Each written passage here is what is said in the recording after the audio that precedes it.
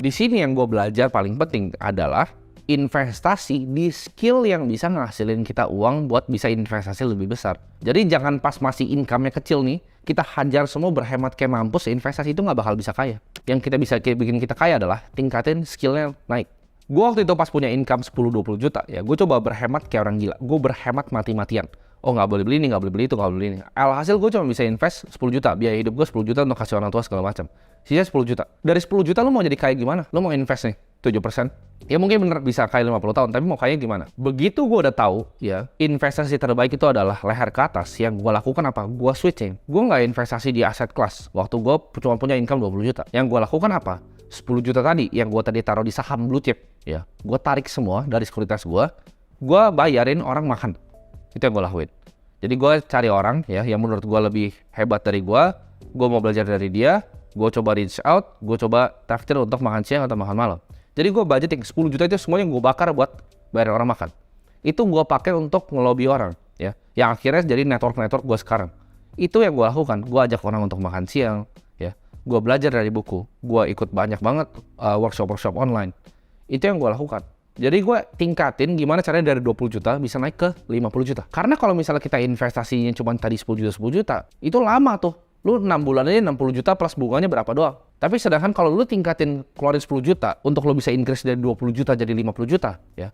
Sekarang kalau biaya hidupnya sama 10 juta, lu investasi 40 juta sebulan. Itu jauh lebih cepat untuk grow portofolio lu dibanding lu cari ya investasi terus nggak jadi kemana-mana. Ini gue kasih contoh, kayak gue akan contohin pakai beberapa skill ya, jadi biar kalian ada gambaran. Contohnya kalian misalnya seorang programmer bisa ngeprogram website ya, kalian bisa basic JavaScript ya, kalian bisa misalnya HTML lah. Yang kalian bisa lakukan apa? Coba kalian cari. Sekarang in demand tuh paling banyak apa? Blockchain developer. Kenapa? Karena nggak banyak yang bisa programming di Web3 ya, di blockchain. Nggak banyak yang bisa program di Solidity, di Ethereum. Itu skillnya langka ya. Nggak banyak yang bisa coding di dalam Cardano. Kalau kalian bisa punya skill itu akan dibayar sangat amat mahal ya. Kalian coba cari sekarang gaji blockchain developer, kalian bandingin sama gaji IT developer biasa. Itu bisa 3 kali, 4 kali, 5 kali lipat gajinya. Jauh banget. Jadi daripada kalian misalnya seorang IT developer gaji misalnya 20 sampai 30 juta, daripada kalian cuma pakai uangnya untuk invest di reksadana obligasi 7%, yang kalian lakukan ada kalian ambil semua ya, kalian cari course ya, misalnya Harvard online course atau apapun, tingkatin skill kalian ya. Begitu skillnya udah dapet ya, udah dapet ilmunya, kalian jual ilmu kalian, itu gaji kalian 100 juta, sekarang nabungnya bisa 80 juta sebulan untuk investasi. Dan apa yang gue lakukan kalau gue kayak gitu, kalau gue punya ilmunya sekarang 80 jutanya tadi gue bakar lagi untuk belajar lagi. Sampai income gue tuh gede banget, kalau bisa 1 M sebulan income gue. Ya, gimana pun caranya tingkatin skillnya. Karena semua itu cuman kalian kurang skill, kalian nggak bisa dapetin 100 juta sebulan, itu bukannya susah dapatnya, tapi kalian nggak punya skillnya. Nanti gue akan jelaskan skill stack-nya di belakang. Kalau ditanya sama orang, apakah anak muda bisa kaya? Jawabannya bisa, cuman kalian tahu caranya atau enggak. Ya, jadi kalau misalnya ada profesor yang ngomong, anak muda nggak bisa kaya, kalian bisa kayanya umur 30-40, itu terserah dia aja ya. Dia tua, dia kaya, terserah. Kalau gue, ini mungkin sedikit kontroversial ya, dan mungkin banyak yang nggak senang sama gue ngomong kayak gini. Tapi menurut gue, 1 miliar yang gue punya waktu itu di umur gue 20 tahun, 3 tahun lalu, itu lebih banyak dibanding kalian punya 15 M tapi umur 40. Bingung gak kalian? Kenapa? Karena 1 M kalian umur 20 itu beda. Kalian bisa jalan-jalan sama teman-teman. Kalian bisa have fun-nya beda dengan orang yang umur 40 tahun, udah punya anak, udah punya keluarga. Percayalah, kalian akan merasa lebih kaya punya 1 M di usia yang muda. Dan hal itu bisa dan udah gue capai. Di usia muda, gue misalnya mau jalan-jalan kemanapun, gue bisa gitu. Gue mau ke Bali, mau santai-santai. Kalau Bali macet bisa naik helikopter, ya kan? Karena itu masih muda, masih enak gitu. Kalian mau enjoy kayak gitu pas tua, ya. Jawabannya gimana? Dengan invest di skill dan stacking skill kalian. Jadi mindset bahwa anak muda nggak bisa kaya itu butuh waktu yang lama. Ya memang butuh proses, nggak bisa langsung sebulan lu jadi kaya kerja keras ya. Mungkin butuh 2 tahun, 3 tahun, 4 tahun. Gue 8 tahun buat sampai posisi sekarang. Karena gue kebetulan hoki mulainya lebih dulu. Tapi buat kalian yang baru mulainya sekarang, ya mungkin butuh 3 tahun, 5 tahun. Tapi itu bisa, hal itu bisa kalian lakukan. Kalau kalian fokus uangnya daripada pakai untuk investasi di aset, kalian buang ke investasi di skill. Jadi doktrin di mana anak muda nggak bisa kaya, itu gue akan kasih tahu di video ini, itu bullshit ya. Itu dikasih tahu sama boomer-boomer yang iri. Ya, jawabannya bisa. Karena gue udah lihat dengan mata kepala gue sendiri. Anak-anak umur 20-21 tahun yang punya uang itu, wah itu ratusan miliar. Ya, gue udah lihat orang-orang itu di Bali, santai-santai ya, anak-anak kripto ya. Tapi itu dari berbagai negara ya, dari Dubai, ada dari Singapura, ada dari Rusia juga. Ada juga yang bahkan dari Indonesia loh. Jangan salah, ada juga dari Indonesia. Dia udah beli Bitcoin dari lama, dari tahun 2014-2015. Dan sekarang santai-santai di Bali. Ketemu dengan orang-orang super kaya, menurut gue itu akan rubah mindset kalian bahwa, oh ini tuh bisa. Kita sama-sama makan nasi, ya. Kita sama-sama tidur, sama-sama bangun, sama-sama manusia. Kalau gue bisa, gue yakin kalian juga bisa. Coba di switching mindsetnya. Daripada kita berhemat nih, nggak mau misalnya keluarin 50.000 untuk kopi di Starbucks. 50.000 kopi di Starbucks itu nggak akan jadi apa-apa anyway. Daripada keluarin 50.000, coba kalian double malah. Keluarnya buat kopi 100.000, ya. Tapi yang kalian lakuin, kalian jangan ke Starbucks. Kalian coba, ya. Kalian coba datang ke hotel-hotel bintang 5 di Jakarta. Kalian coba datang ke lobby-lobby hotelnya, kalian kopi di sana 80.000 mungkin 100.000. Tapi dengan kopi di sana, kalian coba kerja di sana sambil kopi. Karena kalian lihat orang-orang kaya, ya, surrounding kalian. Ini yang gue suka lakuin zaman dulu. Waktu gue nggak punya uang, gue suka aja datang ke lobby-lobby hotel. Atau kalian cari lounge-lounge yang mahal, pesan kopi aja 80.000. Ya, cuma naik 30.000 dari Starbucks. Tapi yang kalian dapetin adalah experience untuk melihat gimana caranya orang kaya itu bekerja. Gimana caranya mereka berinteraksi. Kalian ambil itu energinya, ya itu yang kalian harus lakukan. Jadi punya otak di kalian bahwa oh it's possible. Kalian coba datang ke hotel bintang 5 di SCBD. Kalian lihat parkirannya isinya apa. Kalian lihat valetnya isi Ferrari dan Lamborghini. Ya itu akan mikir oh it's possible untuk bikin uang kayak gitu. Karena ini gue cerita waktu gue masih kecil ya. Gue lihat orang naik Porsche ya kan. Waktu itu gue masih naik Kijang yang tua banget. Gue lihat orang naik Porsche dan gue pikir-pikir gaji UMR tuh berapa sih? Oh gaji UMR tuh waktu itu mungkin 2,5 juta atau 2 juta. Sedangkan mobil tuh harganya berapa miliar, gue nggak tahu. Gue mikir-mikir, kalau orang yang gaji UMR, ya, itu nabung setiap bulan tanpa pengeluaran. Jadi dapat 2 juta, nggak pernah ada pengeluaran, nggak pernah makan, nggak pernah minum, nggak pernah beli baju, nggak pernah ngapa-ngapain ya, nggak pernah bayar istrinya, nggak pernah bayar cicilan. Itu dia sampai mati. Itu cuma bisa beli ban mobilnya. Masuk akal nggak? Nggak masuk akal. Berarti cara dia main gamenya berbeda dengan orang yang gaji UMR. Nah, game yang berbeda ini apa? Ya skillnya berbeda. Skill gapnya jauh. Value yang di-create sama orang yang punya mobil ini jauh dibanding orang yang kerja dengan UMR. Mau ngomong kasarnya begitu, ya memang dunia ini tidak adil. Di situ pas gue ngeliat itu mobil itu, gue pikir something wrong with the system. Kita lihat inflasi universitas itu 15% tahun ke tahun. Jadi kalau kalian nggak bisa bikin uang banyak sekarang, nanti bahkan anak kalian nggak akan bisa sekolah. Sekarang aja ketahuan, millennials itu udah nggak bisa beli rumah. Ya apalagi kita mau bilang yang generasi baru, anak-anak TikTok, itu mau beli rumah gimana caranya? Ya mahal banget rumah. Gaji UMR cuma berapa, UMR nggak pernah naik, wage nggak pernah naik, sedangkan inflasi pendidikan 15%. Kalian lihat sekarang mau masuk biaya sekolah aja udah panik kalian, udah takut, ya kan? Tuh kalau video gue di belakang. Kenapa? Karena memang itu terjadi. Itu terjadi secara real, 15%. Universitas lu mau BINUS, UPH, Prasmul, lu mau semuanya. 15% tahun ke tahun. Gue udah pernah hitung soalnya. Jadi cost of capital of living itu tinggi banget. Kalian harus bikin uang sekarang, harus jadi kaya sekarang, nggak bisa nanti. Ya karena 4% rule udah bullshit ya. Itu udah nggak berguna. Inflasi nggak segitu lagi. Inflasi nggak 2-3%. Ya kemarin dia turun cuma berapa? Itu semua udah buyar. Kita bermain ya di game yang menurut gue itu sebetulnya nggak fair. Makanya orang-orang yang punya kepentingan nggak mau orang-orang kayak kalian nonton video-video kayak gini. Yang gue ngomongin pasti mereka nggak senang. Mereka kan doktrin, oh anak muda nggak bisa kaya, ya kita nabung aja sini, nabung.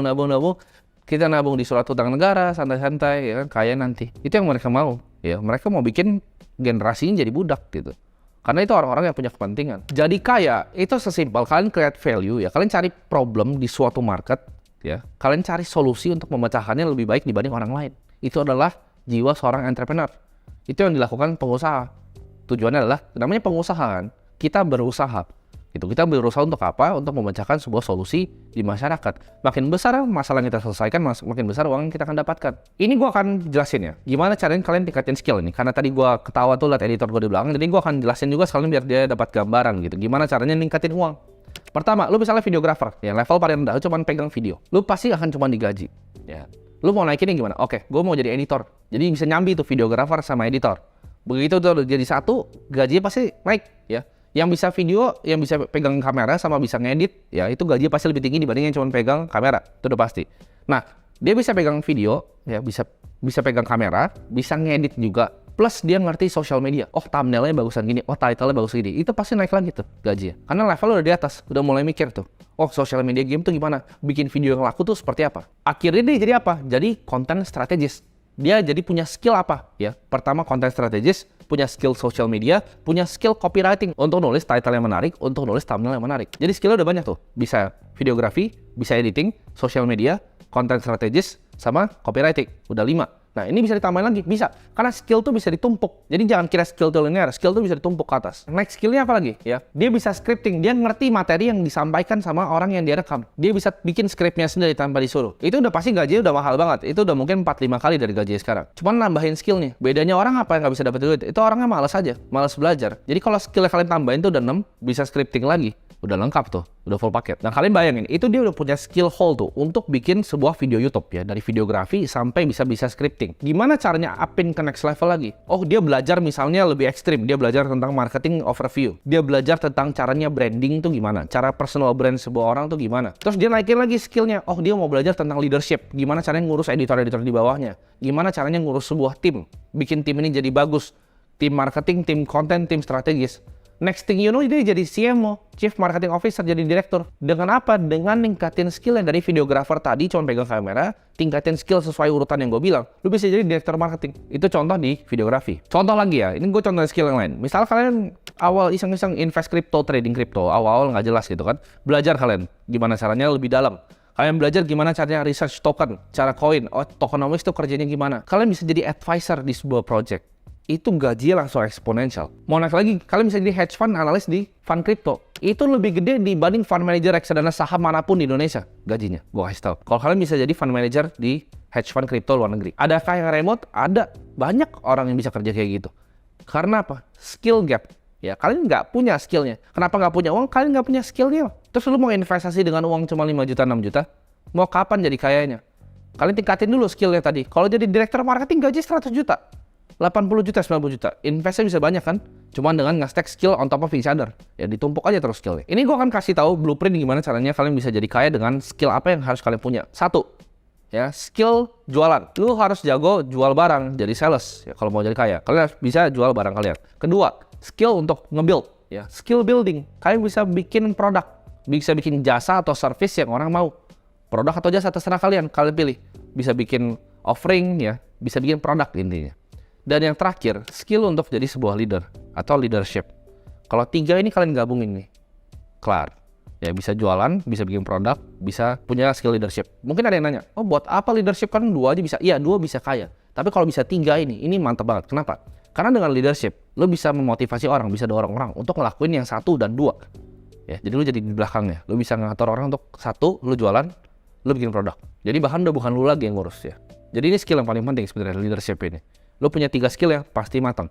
Kayak tadi dari videographer bisa ngerti branding, leadership, jadi direktur keuangan. Ya kayak tadi gue bilang, videographer dari awal, dari videographer sampai ujung ya, itu leadership, lo bisa jadi direktur marketing.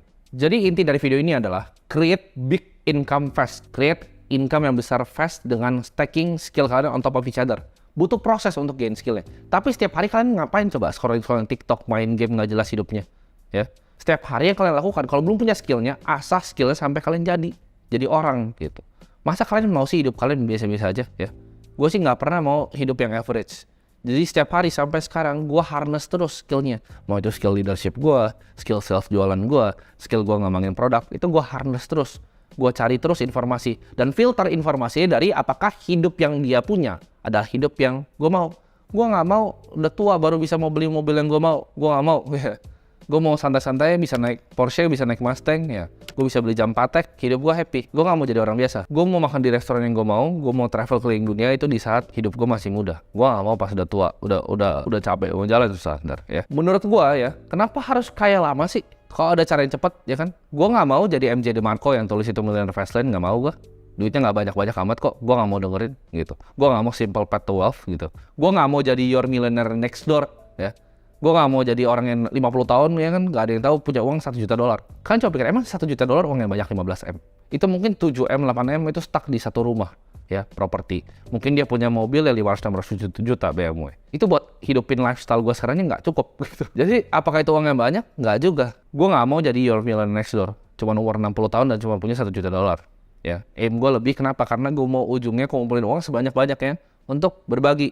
Ya, jadi doain semua. Target gue mungkin dalam 1 atau 2 tahun ke depan, gue mau bangun sekolah, ya, sekolah beneran. Daerah gue belum tentuin, ya. Mungkin ada beberapa kelas untuk di daerah-daerah yang kurang beruntung. Jadi tujuannya gue pengen bikin duit adalah dengan pengen gue bagiin semua. Gue pengen bagiin semuanya di saat gue mati. Gue yakin anak-anak gue nggak akan dapat satu peser pun harta gue. Jadi semuanya bakal gue bagiin untuk beberapa causes yang gue pengen. Satu-satunya misi gue adalah edukasi. Kenapa edukasi? Karena menurut gue edukasi adalah scam, ya. Universitas mahal banget, per semester berapa puluh juta segala macam, belajar apa? Nggak ada ya, nggak belajar apa-apa. Jadi gue mau bikin universitas gue sendiri ya. Jadi gue mau kan mulai dari pelan-pelan ya, gue coba dari sekolah dasar. Tapi gue mau karena gue yang bikin nanti sekolahnya, gue akan ngomong bahwa itu kurikulum gue. Gue akan pilih yang penting-penting, yang matematika, fisika, dan lain-lain. Gue akan tambahin nanti kayak blockchain, segala macam, development di komputer, segala macam. Jadi, sekolahnya bakal lebih lengkap untuk daerah-daerah yang kurang beruntung. Jadi, pecahin mindset kalian kalau anak muda itu nggak bisa kaya. Kita sama-sama makan nasi kok, ya. Gue nggak spesial-spesial amat. Gue cuman kerja lebih keras dibanding orang biasa, dan gue punya willingness untuk belajar, ya. Karena rata-rata orang Indonesia, itu kenapa orang Indonesia banyak nggak bisa kaya? Bukan karena mereka kurang pintar kok, menurut gue. Orang Indonesia itu pintar-pintar, bukan karena kurang pintar. Tapi karena apa? Karena males sama arogan, ngerasa pintar loh, ngerasa udah tahu semuanya. Dikasih tahu ini ntar bakal ada yang komen so pintar kayak gini. Kalau ada orang yang lebih kaya dari lu ngasih tahu lu sesuatu, itu diam dan dengerin aja. Itu yang gue pelajarin. Jadi kalau gue punya mentor nih, dia triliuner, dia ngomong A, B, C, gue dengerin A, B, C. Gue nggak pusing-pusing. Oh, kayaknya begini. Enggak, lu lebih bego dari dia, percayalah. Kalau orang punya duit lebih banyak dari lu, ya biasa dia lebih pintar dalam misalnya bisnis gitu. Dengerin dia soal bisnis. Sama, dia jago main piano, lu dengerin dia kalau misalnya ngajarin main piano, ya. Intinya, break mindset kalian bahwa itu bisa. Ya. Nggak perlu kaya pas tua. Bye-bye semuanya.